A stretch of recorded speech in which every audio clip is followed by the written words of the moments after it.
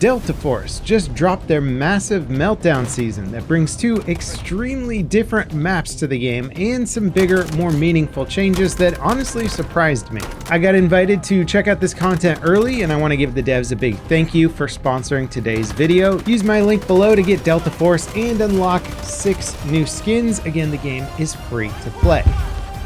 Now, at the high level, this Meltdown season adds 2 new maps, a new operator, 2 new weapons, and a ton of cosmetics to unlock via the Battle Pass challenges.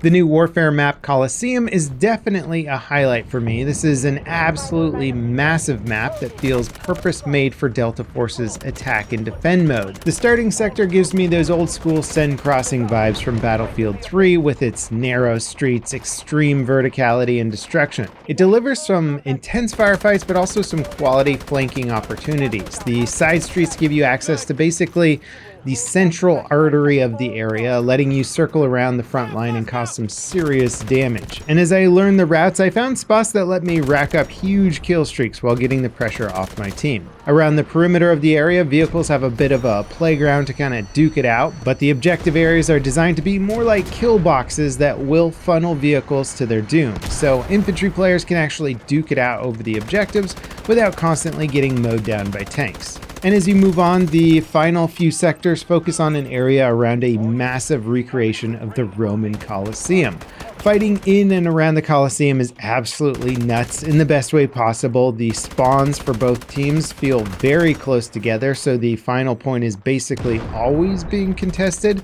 There's also a cool map condition where a giant satellite crashes into the Colosseum, destroying the central section. On my first playthrough, I was super impressed with both the scale and diversity of the map. It really feels like the devs are just starting to have fun with Delta Force and come up with their own ideas. Each sector feels like a totally different biome. They might not make total sense as one cohesive map, but it actually just brings enough variety for it to be a really fun playthrough. Like the second sector has this really fun, partially destroyed aqueduct system connected with a series of zip lines. It's just a really fun idea and a cool spot for defenders to try and pick vehicles off from, and it's just clear that the devs are loosening up a bit with some of their ideas, which becomes even more clear in their new operations map AZ3. It's actually impressive just how dynamic they made it. It's set in a nuclear power facility that's basically in the middle of a meltdown, hence the season's name.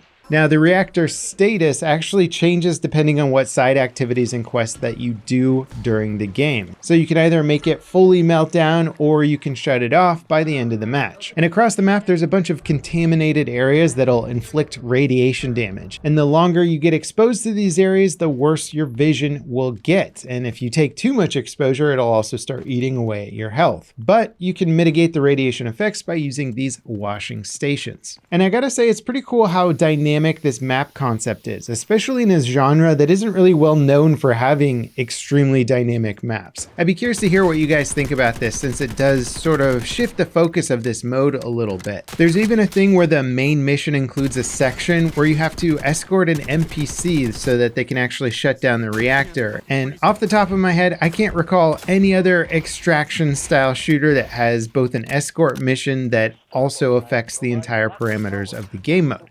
It's just cool that they're pushing this concept so much further.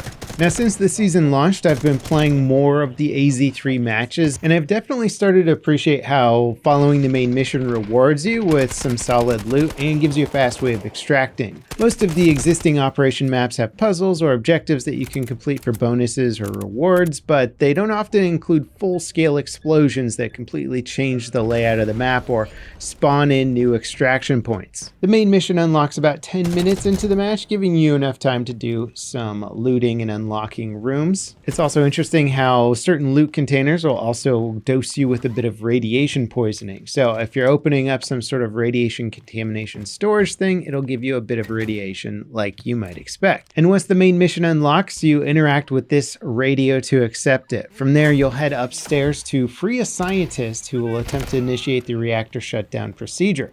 Of course, it doesn't go well and the reactor blows up, carving a multi-story chasm in the fuel rod containment system system. You can eventually make your way up toward the top of the building, which will give you a great view of the reactor exploding. And parachuting back down to the control room, you can loot the exploded rods, and there's a convenient extraction point that spawns right outside the room. The whole time this is happening, the radiation levels around the map are changing, things are blowing up, and everyone in the server is free to engage you. It really makes operations feel less like this standard formulaic extraction mode and more like a mission that you're on where you happen to be extracting stuff as well. But it just ties in so well that it kind of elevates the experience over its competitors. Now, Meltdown also brings the new operator N2. His kit includes some pretty useful items. His main gadget is a cryo grenade launcher that gets 6 shots. Each grenade explodes on impact, creating freezing patches that do AoE damage, and they can also slow down enemies. The other cryo-based gadget is a grenade that covers an area in a vapor cloud that inflicts freezing damage to enemies that can even freeze them in place if it does enough damage, assuming the damage doesn't outright kill them. He also has a thermal tracking shot grenade that causes temporary hearing loss and blurred vision on impact. And I actually found this one to be quite good as it draws a visible line to enemies that it's tracking, giving away their approximate position. I used it a ton to both flush out campers and also just check to see if an area was clear.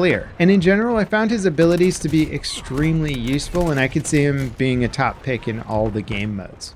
Season 10 also includes 2 new weapons, the RM-277 assault rifle and the SVCH marksman rifle. So far I've unlocked the RM-277, and this thing hits like a truck. It's a slow RPM but high damaging rifle that comes with some pretty unique looking attachments, like a bespoke suppressor and integrated barrel system. In my first match with it, I had this wild kill streak where I caught basically the entire enemy team by surprise, and it just mowed them all down. With a really well optimized loadout, I could see the RM-277 being a very competitive gun that excels at medium range firefights. My build had a bit of a kick to it, so long range combat was a little more tricky, but I mean, the results kinda speak for themselves. Now, taking a little bit of a step back and looking at the bigger picture with Delta Force, I think Season 10 is doing a lot more to differentiate the game from, say, Battlefield's multiplayer or Escape from Tarkov's extraction mode. The new Colosseum map, while it starts off with some very clear inspirations from, say, Battlefield, evolves into its own wildly different experience. The way each sector flows into the next while offering very different layouts and gameplay is honestly an impressive and welcome change to the game. I also haven't had a game on that map yet where it felt like we hit a wall or stalemate at certain sectors because of poor choke point design. If a match got stuck at a particular sector, it just felt more like we weren't able to get momentum to push through, or the defenders were just doing an awesome job. And the second and final sector both feature multiple levels in the objective area, which gives the attackers space to hide respawn beacons and even just take the objective by sheer numbers. It can be a little frustrating as a defender trying to track down a lone attacker hiding somewhere on the objective area, but it does give both teams more breathing room, and it keeps the pacing of the match at a good clip versus things just getting bogged down in a non-stop tug-of-war at the front lines. And it feels like the map designers are kind of loosening up a little and experimenting and having fun with their assignment rather than just kind of replicating what's been done before. And as for the general balance changes and the culmination of the other updates in Delta Force, I'm noticing a lot less smoke and X-ray vision ability spam in this season, which previously has been one of my bigger concerns about the game, and it felt like the devs have been slowly refining that balance of the game to steer away from just dropping smokes and spamming spotting abilities to lock down areas. And you can clearly kind of still do this a bit, but players seem to be picking a much more diverse range of operators these days, and there's a lot more variety in the utilities being used from match to match. The new operator in particular feels like he slots in really well, and I saw a lot of players using it. His kit is a really strong area of denial loadout, and it leans a little into the game's sci-fi near future setting nicely. Now, in general, I gotta say, for a game that just hasn't been shy about hiding its inspirations, this season of Delta Force finally feels like the devs are starting to push further into their own ideas to help differentiate the title from the obvious comparisons. Before, Delta Force's biggest strength was the fact that it was a fairly content-rich experience that was also free to play.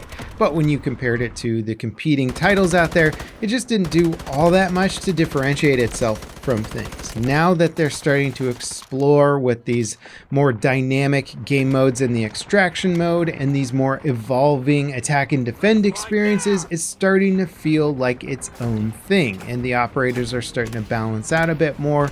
I like this for the future of Delta Force, and I'm excited to see them push further in this direction. I hope they continue to push and take sort of risks and explore new big ideas. Again, if you want to check out the game, use my link below, and thanks again to the devs for sponsoring this look at Season 10. Let me know what you think about this new content in the comments below, and as always, thank you guys so much for watching. This is Level Cap, signing off.